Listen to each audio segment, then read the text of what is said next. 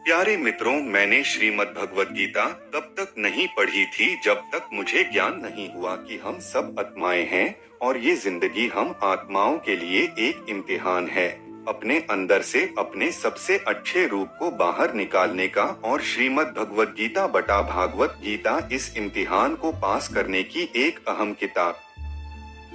भगवद गीता के 18 अध्याय हैं और यह संस्कृत में परमात्मा द्वारा दी गई थी।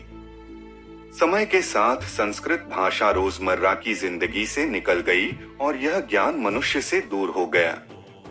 समय समय पर श्रीमद् भगवद गीता का साधारण अक्षरों में अनुवाद किया गया। इसी प्रयास को आगे बढ़ाते हुए मैं यहाँ श्रीमद् भगवद गीता संपूर्ण सार को एक आसान रूप में प्रस्तुत कर रहा हूँ। ये ज्ञान परमात्मा ने भगवान कृष्ण के द्वारा सबसे बड़े धर्म युद्ध महाभारत की रणभूमि कुरुक्षेत्र में अर्जुन को कुछ 5000 साल पहले दिया।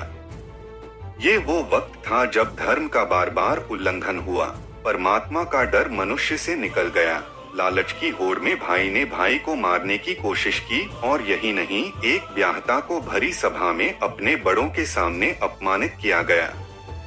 इससे पहले कि मनुष्य जाति धर्म युग से निकलकर पूर्ण रूप से कलयुग में जाति युद्ध की रणभूमि में युद्ध से कुछ पहले परमात्मा ने गीता भगवान कृष्ण के द्वारा मनुष्य जाति के कल्याण के लिए दी। परमात्मा द्वारा दी गई किताब है जो किसी एक धर्म के लिए नहीं बल्कि पूरी मनुष्य जाति के लिए है, पूरी इंसानियत के लिए है, सब आत्माओं के लिए है। क्योंकि ये आत्मा को परमात्मा के बारे में, उसकी सृष्टि के बारे में और सबसे अहम यह उन कायदों के बारे में समझाती है जिनका आत्मा को मनुष्य के रूप में हर हाल में पालन करना होगा, रक्षा करनी होगी। और इन्हीं कायदों की बुनियाद पे एक आत्मा को शरीर त्याग करने के बाद परखा जाएगा और इस परीक्षा से पास होने पे हमेशा के लिए इस जन्म और मृत्यु से मुक्ति मिलेगी।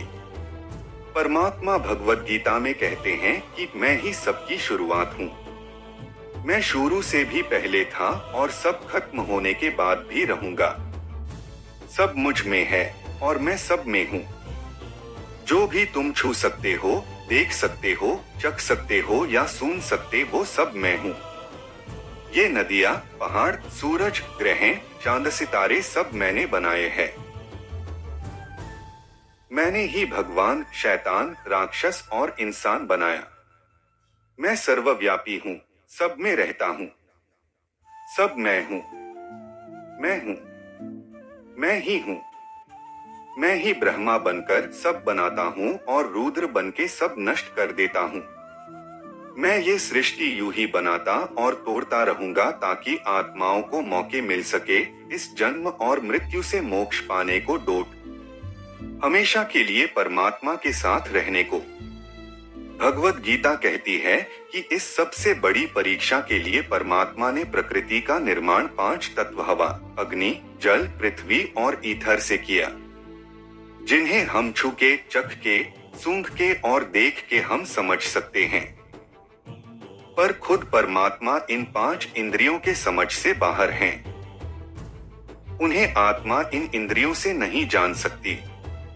आत्मा 5 इंद्रियों के साथ वैसे ही है जैसे एक लोहे का रोबोट, जिसे अपने बनाने वाले का कोई पता नहीं। अर्जुन को भी परमात्मा का विराट रूप देखने के लिए भगवान कृष्ण ने दिव्य नेत्र दिए। भगवद गीता समझाती है कि आत्मा अजन्मी है, इसे कोई मार नहीं सकता, कोई जला नहीं सकता, डूबा नहीं सकता, काट नहीं सकता।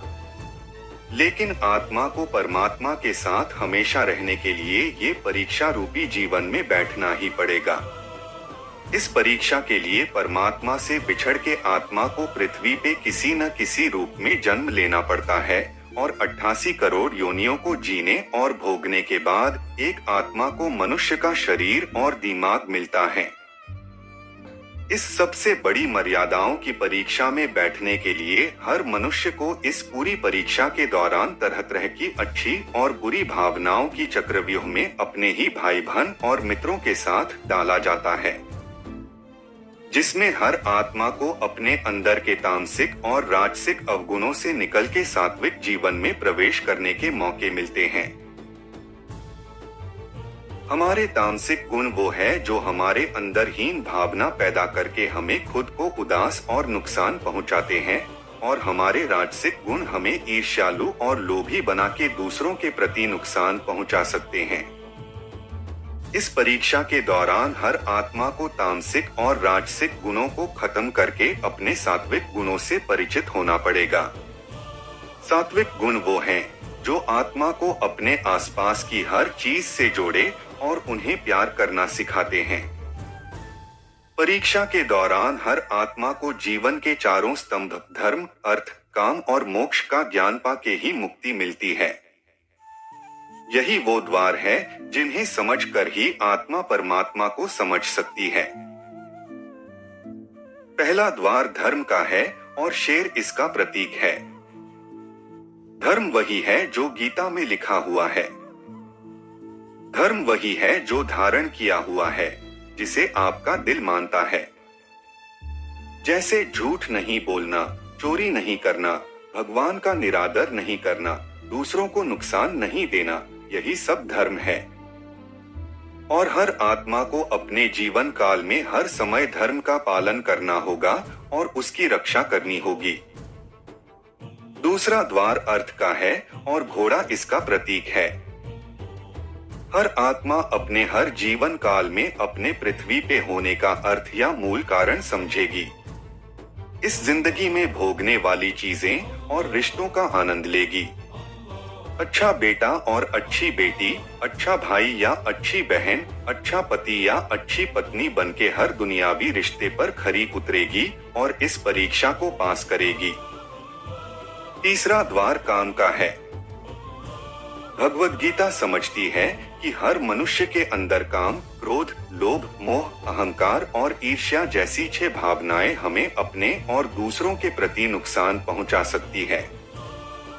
इन भावनाओं को हर मनुष्य को हमेशा अपने नियंत्रण में रखना होगा, क्योंकि इनके बहाव में किया हुआ कोई भी काम हमारे जीवन भर की परेशानी का कारण बन सकता है और एक आत्मा संतोष और सादगी से इन भावनाओं पर हमेशा के लिए विजय पा सकती है। चौथा स्तंभ मोक्ष का है और हाथी इसका प्रतीक है। इस परीक्षा रूपी जीवन में हर मनुष्य हर समय कुछ इच्छाएं रखता है। कुछ इच्छाएं एक ही जन्म काल में पूरी हो जाती है, पर कुछ अधूरी रह जाती हैं और उनके पूरा होने के लिए आत्मा को वापस पृथ्वी पर आना पड़ता है। भगवद गीता समझाती है कि हमारी इच्छाएं ही मूल कारण है हमारे पृथ्वी पर वापस आने का, और अगर हम कोई भी इच्छा न रखे तो हम इस जीवन और मृत्यु से मुक्त हो सकते हैं। ये द्वार माफी का भी है। जिन्होंने आपके साथ बुरा किया उनको माफ करके और जिनसे आपने बुरा किया उनसे माफी मांग के मुक्ति पाई जा सकती है। जब तक आत्माएं इन चारों दरवाजों धर्म, अर्थ, काम और मोक्ष को समझ नहीं लेती, तब तक इस आत्मा को बार बार मनुष्य के रूप में आना ही पड़ेगा। परीक्षा का समय खत्म होते ही आत्मा शरीर और अन्य सब वस्तुओं का त्याग कर देती है। जो भी संसार में रहकर बनाया वो अब किसी और होगा और आत्मा अपने कर्मों के फैसले के लिए चली जाती है। आत्मा के अच्छे बुरे कर्मों का हिसाब होता है। अपने अच्छे कर्मों के लिए आत्मा कुछ वक्त के लिए स्वर्ग और दुष्कर्मों के लिए नर्क चली जाती है।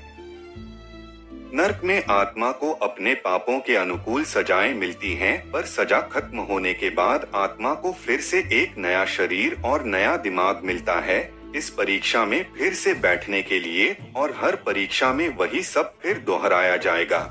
जिंदगी के 4 स्तंभ धर्म, अर्थ, काम और मोक्ष को समझने के लिए।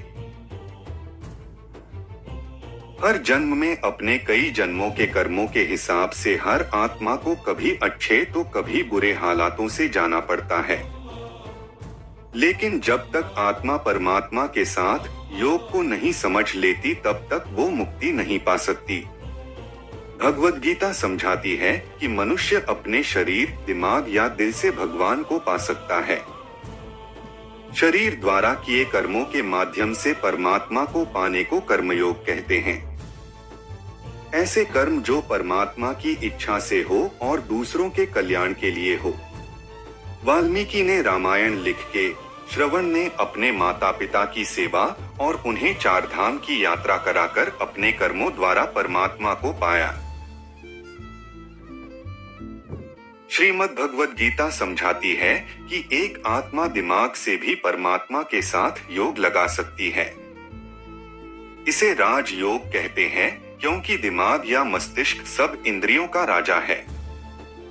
एक मनुष्य अपनी आस्था, श्वास प्रणाली, अभ्यास, साधना और तपस्या से परमात्मा को इस योग के रास्ते पा लेता है। इस योग को समझने के लिए हमें अपने अंदर की एनर्जीज, शक्तियों यानी चक्र और कुंडलिनी को समझना पड़ेगा। आत्मा मस्तिष्क से ध्यान लगाकर परमात्मा के साथ योग लगा सकती है। शंकराचार्य, स्वामी परमहंस, स्वामी विवेकानंद और उनके जैसे कई योगी इस योग के रास्ते परमात्मा के साथ संधि लगा पाए। परमात्मा भगवद गीता में कहते हैं कि अगर किसी आत्मा को धर्म ना भी समझ आए, योग न भी समझ आए, पर अगर वो मेरी शरण में आ जाए तो मैं उसके सारे पाप माफ कर देता हूँ। परमात्मा को ऐसी दिल की गहराइयों से पुकार के पाने को भक्ति योग कहते हैं। चैतन्य महाप्रभु, मीराबाई और भगवान हनुमान इस योग के सबसे बड़े उदाहरण हैं। लेकिन कभी आत्मा अपने होने का मूल कारण भूल के धर्म का उल्लंघन करे या पाप के रास्ते पर निकल जाए तो उसे ठीक करने के लिए परमात्मा को खुद किसी रूप में पृथ्वी पे जन्म लेते हैं। तो मित्रों, आइए श्रीमद् भगवद गीता को पूरा पढ़ के इस जिंदगी के असली मायने समझें और परमात्मा के साथ योग लगाएं। अगर आपको यह भगवद गीता का सार पसंद आया तो इसे औरों के साथ जरूर शेयर करें ताकि सब आत्माएं अपने यहाँ होने का मूल रूप समझ सके और इस जन्म और मृत्यु से मुक्ति पाके हमेशा परमात्मा के साथ रह सके। धन्यवाद।